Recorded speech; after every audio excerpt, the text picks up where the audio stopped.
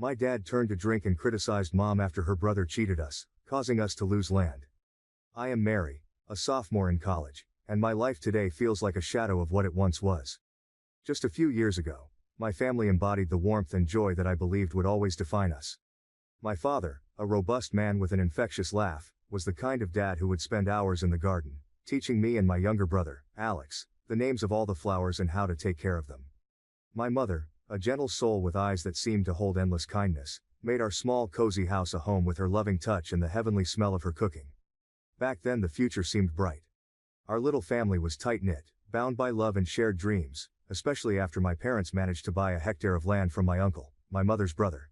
That land was more than just soil and greenery, it represented a legacy, a future where our family could build and grow, both literally and metaphorically. We envisioned a small family farm, maybe a few rental cottages that could nestle in the shade of the large oak trees dotting the landscape. It was a symbol of stability and hope, a tangible piece of prosperity that promised to anchor our family for generations. My Uncle James, my mother's younger brother, had always been a charismatic and persuasive figure. Growing up, I saw him as a fun-loving uncle who seemed to breeze through life, always with a ready joke or a small gift for me and Alex. He was a frequent visitor in our home, his arrival often heralding impromptu barbecues and late-night storytelling sessions. My mother adored him.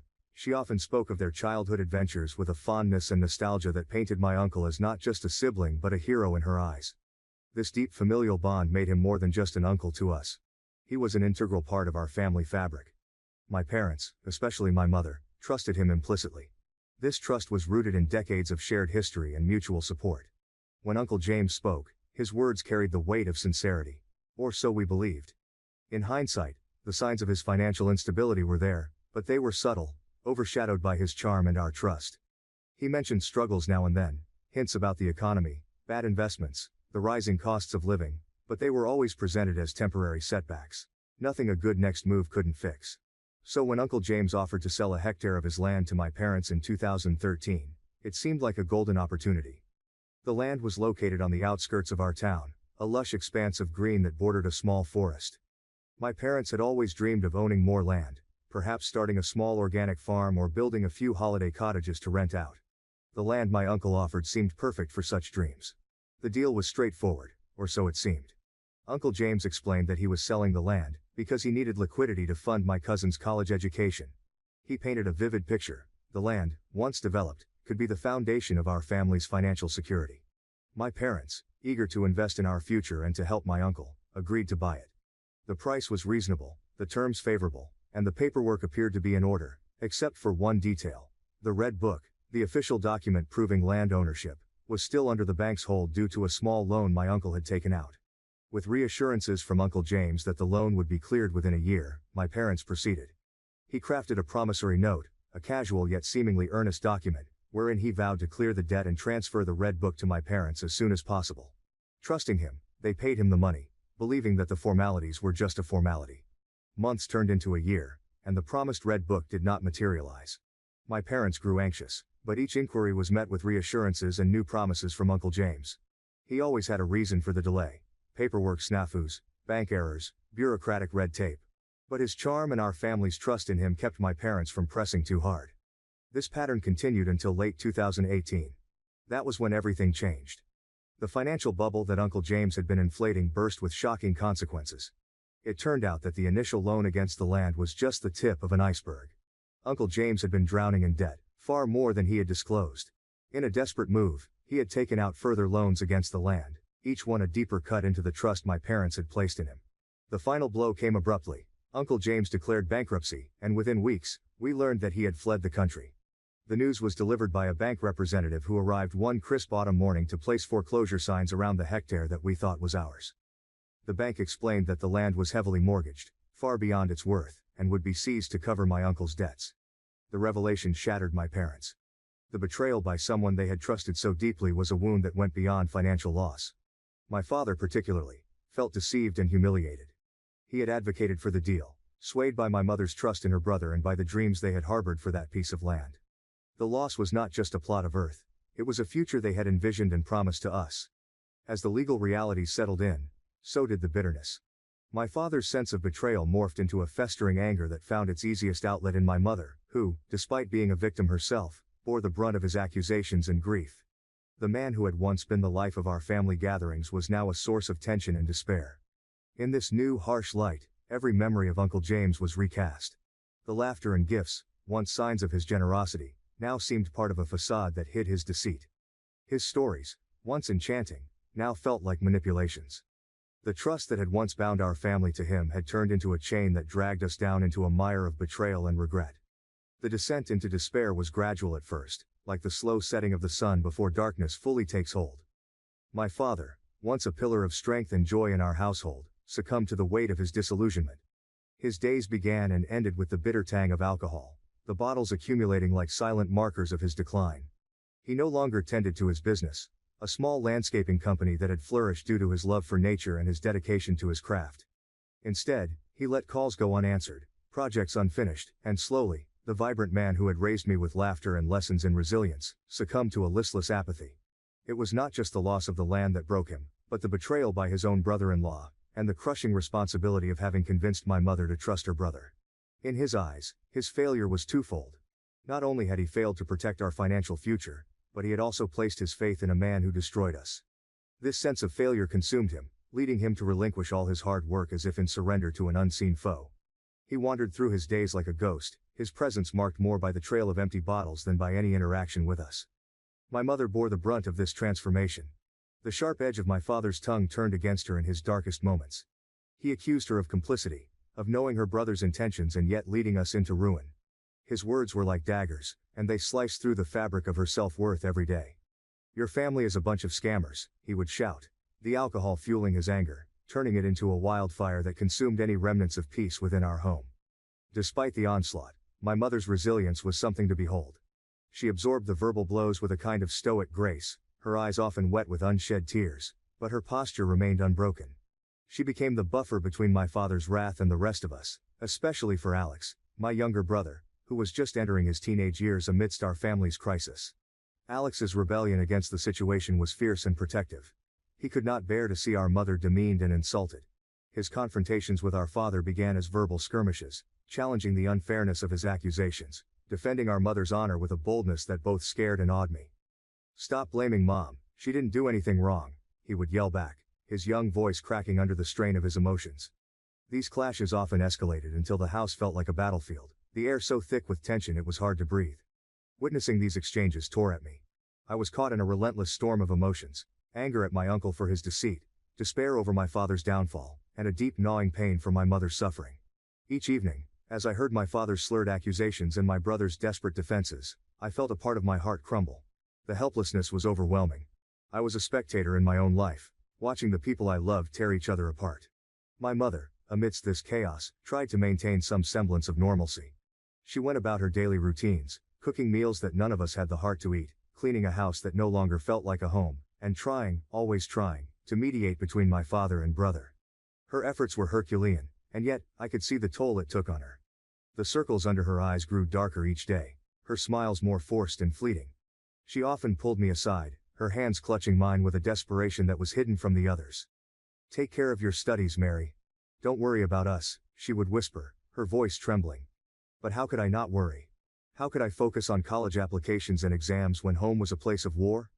The weight of her suffering became my constant companion. I lay awake at night, listening to the echoes of their arguments, and wondered how much more we could withstand. The fear of the phone ringing with news of something worse kept me on edge, a perpetual anxiety that gnawed at my concentration, my peace. In those moments when the house finally quieted down, I would find my mother in the living room, staring out the window.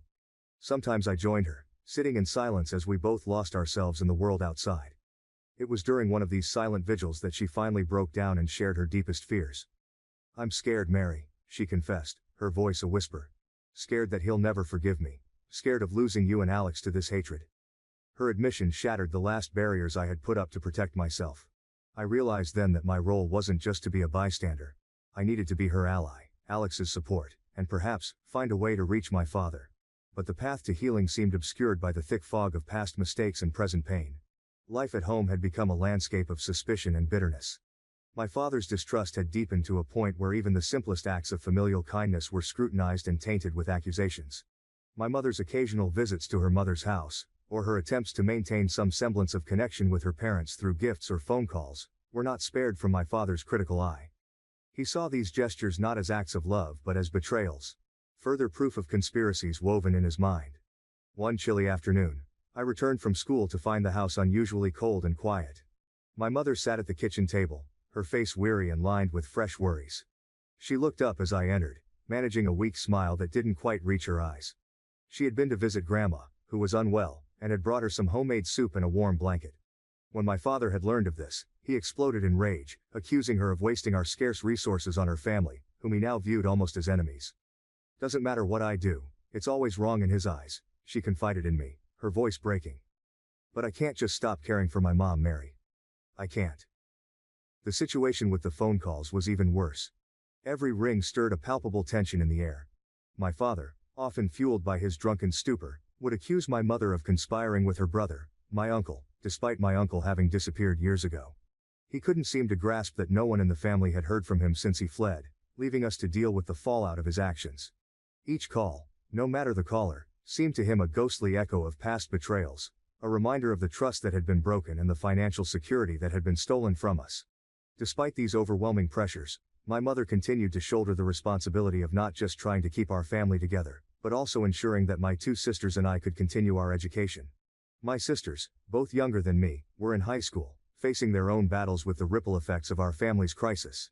The cost of education was a constant worry, but my mother was determined that the chaos at home would not derail our futures.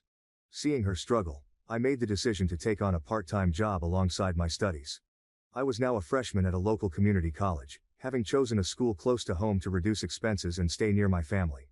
My days were a blend of classes, studying, and working late shifts at a nearby cafe. Every paycheck I received went partly to help out at home and partly to cover my own educational expenses.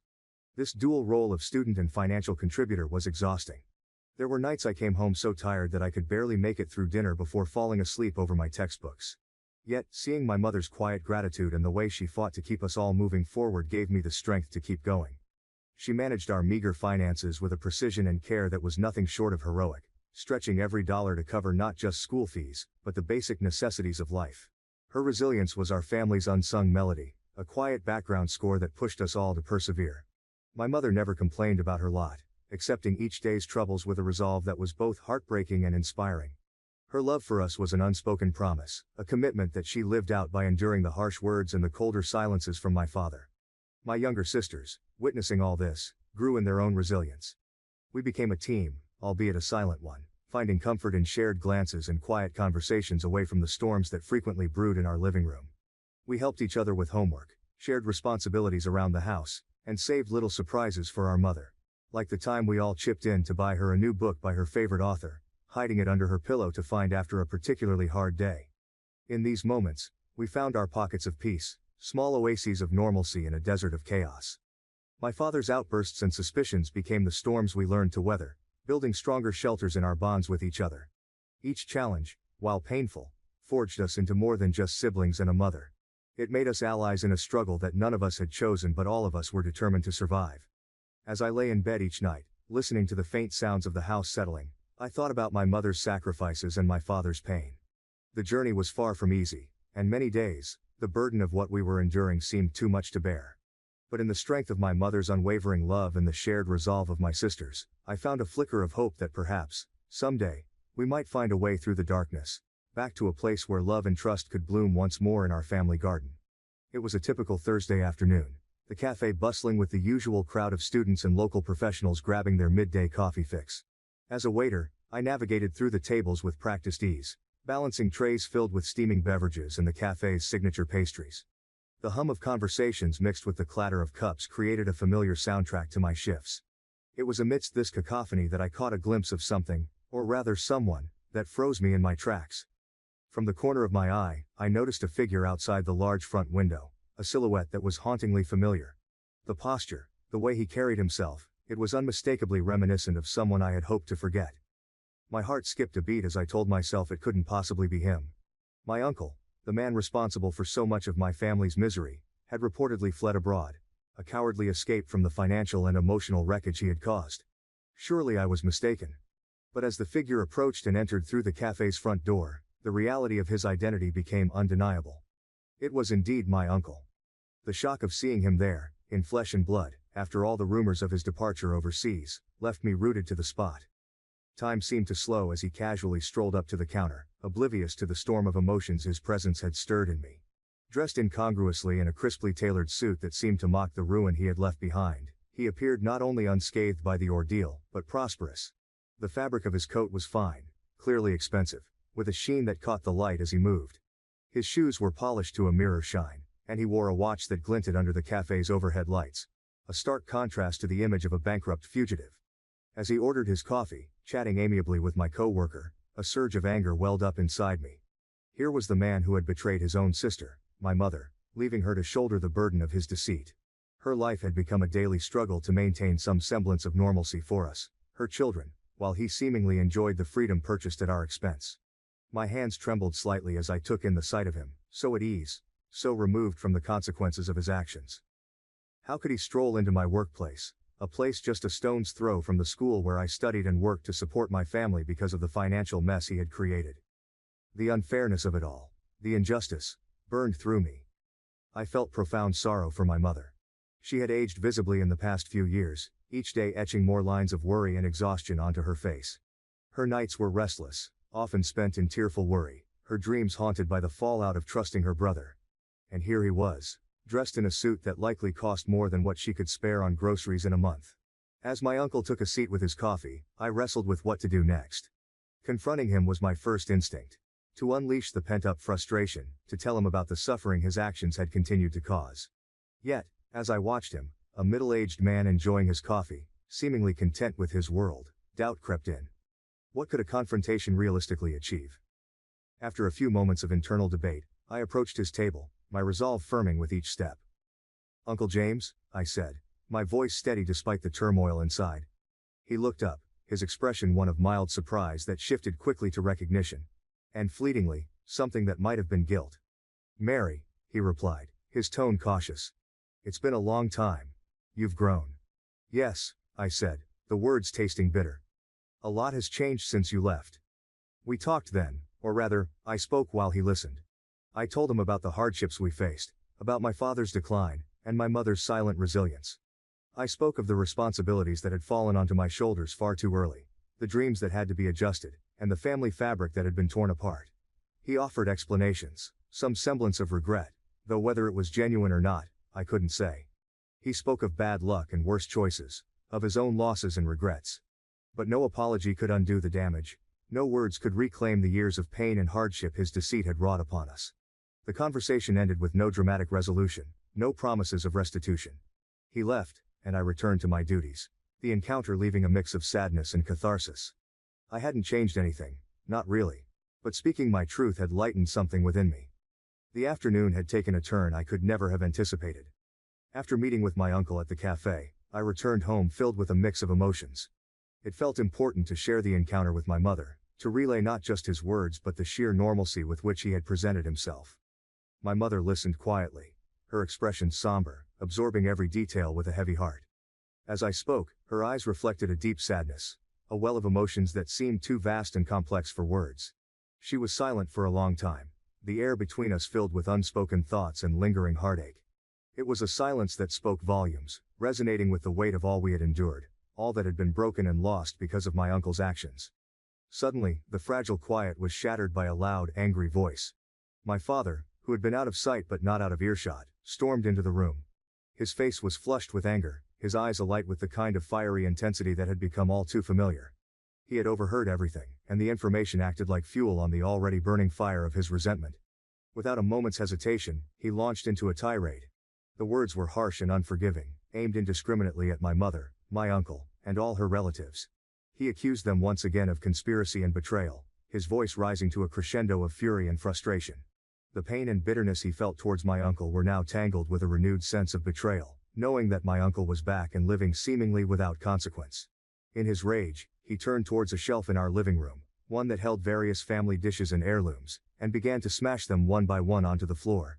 The sound of shattering porcelain filled the room, each crash a hammer blow to the already fragile peace of our household. My mother's face crumpled in despair at the sight, her hands trembling as she covered her mouth to stifle her sobs. I stood frozen for a moment, shocked and scared by the intensity of my father's outburst. The room felt smaller somehow, as if each broken piece of dishware was a fragment of our family's unity, irretrievably damaged. Amidst the chaos I found my voice, albeit shaky, and tried to intervene. "Dad, please stop. This isn't helping anything," I pleaded, my own voice edged with desperation. But my words seemed to fuel his anger further. He turned his wrath towards me, accusing me of siding with traitors, and questioning my loyalty to our family. The accusations were like slaps to the face, harsh and stinging. I struggled to maintain my composure, to stand strong in the face of the storm. My mother, amidst her tears, tried to calm him, reaching out to touch his arm in a plea for peace. But he was beyond consolation, caught up in his own spiral of anger and hurt. The situation escalated until, finally, exhausted and spent, he left the room, leaving behind a trail of emotional and physical wreckage. The aftermath was a heavy silence, the air thick with the scent of dust and broken porcelain. My mother sank into a chair, her body racked with quiet sobs. I moved to her side, wrapping my arms around her in a silent offer of comfort and solidarity. Together, we mourned not just the dishes or even the peace of our afternoon, but something deeper. The loss of what our family had once been, the easy love and trust that had seemed unbreakable. In that moment of shared grief, my thoughts turned anxiously towards my younger brother Alex. Known for his fiery temper and fierce protectiveness of our mother, I prayed he would stay away until the storm had passed. The last thing we needed was for him to come home and confront our father in his current state. The potential for violence was too great, the stakes too high. I didn't want this family conflict to escalate into something even more destructive. As we sat there, my mother and I, in the quiet aftermath, a profound sadness settled over me. It was a sadness for her, for all she had to endure. For my father, lost to his bitterness, and for Alex, who should have been spared from adult conflicts. I felt an overwhelming urge to protect them all, to somehow mend the fractures that had splintered through our family's foundation. But as I held my mother, feeling the tremble of her sobs, I knew that some things were beyond my ability to repair. The damage was done, the scars too deep. All I could do was offer my support, my love, and my presence, and hope that somehow, it would be enough to help us navigate through the wreckage of our shared past into a future that, despite everything, I still hoped could hold some measure of peace and reconciliation.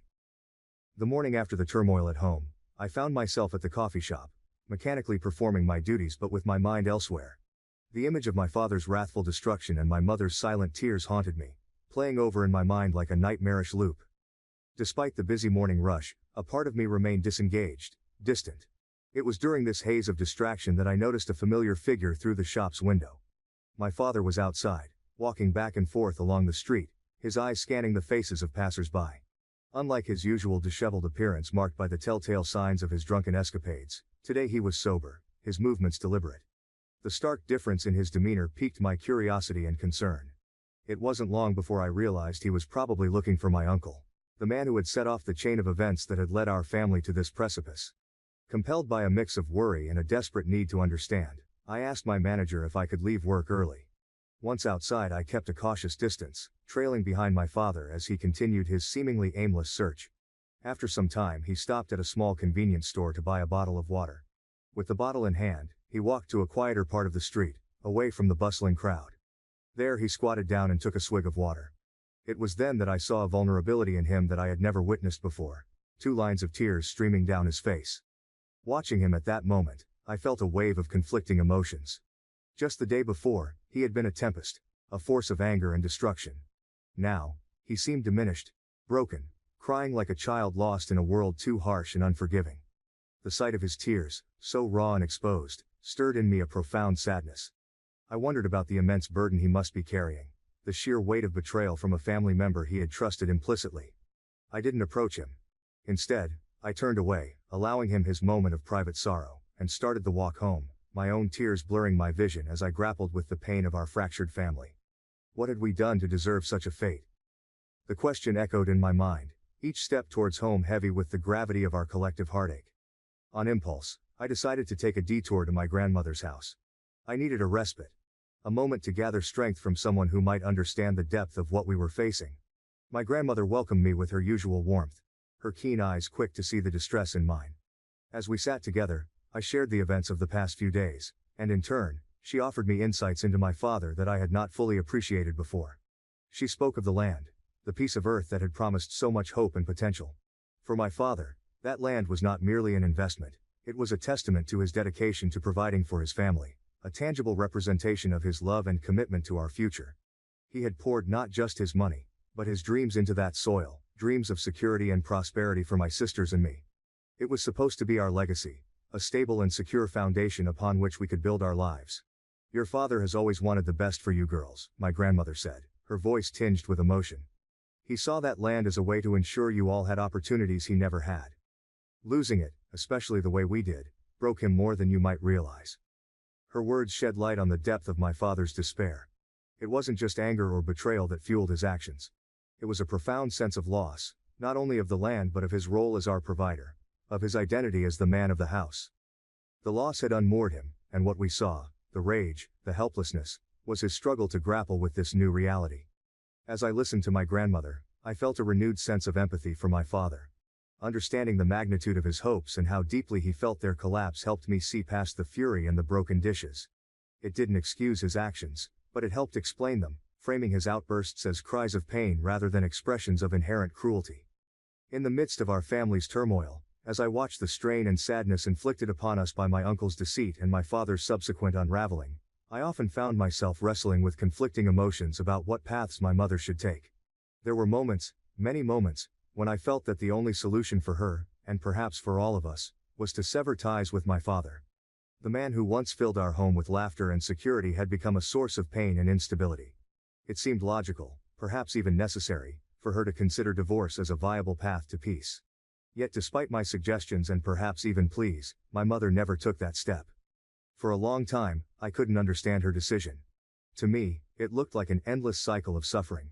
My father's bitterness and accusations, his thunderous outbursts that shattered more than just the physical tranquility of our home. It all seemed like too much for any one person to bear, especially someone as gentle as my mother. But as time wore on, and I witnessed more of the complexities of human emotions and the deep-seated bonds of marriage, I began to grasp the possible layers of her choice. My mother, with her enduring patience and almost unfathomable strength, perhaps saw beyond the surface of my father's wrath. Beneath his stormy veneer and the alcohol-fueled tirades, there was another man. A man she had loved and chosen to share her life with. A man who had once been the anchor of our family. She understood the depth of his despair, not just at the financial ruin that had befallen us, but at the profound sense of betrayal by his own brother-in-law, a man he had trusted implicitly. This betrayal had not just robbed him of a piece of land. It had robbed him of his dreams for our family's future, of his pride in providing for us, and of his mental peace. Understanding this, my mother likely felt that abandoning my father in his darkest hour would only add to the tragedy of our situation. Her commitment then, was not just to the man he had become but to the man he once was and, perhaps, could be again. It was a choice of compassion over condemnation, of hope over despair. As for my uncle, the architect of our misfortune, my feelings were far less forgiving. The more I pondered on the devastation he had caused, the more a part of me wished him ill. It was a dark thought, and it shamed me at times. Wishing death upon another person, especially a family member, was a heavy, terrible thing. But in my lowest moments, it seemed a fitting end for someone who had so selfishly dismantled the happiness of his own relatives for his gain. Uncle James had not just stolen money. He had stolen our security, our joy, and our ability to look towards the future with hope rather than despair. The fact that he continued to live comfortably, seemingly indifferent to the chaos he had left in his wake, fueled a bitter fire within me. I imagined him facing some form of cosmic justice, where he would finally understand the full weight of the pain he had caused. Leaving my grandmother's house, I felt fortified by a mixture of love and sorrow. The road to healing our family would be long and uncertain, but armed with this new understanding, I felt slightly better equipped to face the challenges ahead. My father's tears and the wreckage at home were not just signs of what we had lost, but also markers of where we needed to begin rebuilding. As I approached our house, the sight of it no longer filled me with dread, but with a resolve. We were broken, yes, but not beyond repair. With each step, I was making a silent vow to myself and to my family. I would not let our story end here, not in anger and despair. Somehow, we would find a way through the pain, guided by the understanding and love that still lingered beneath the scars, waiting to be rediscovered and nurtured back to life.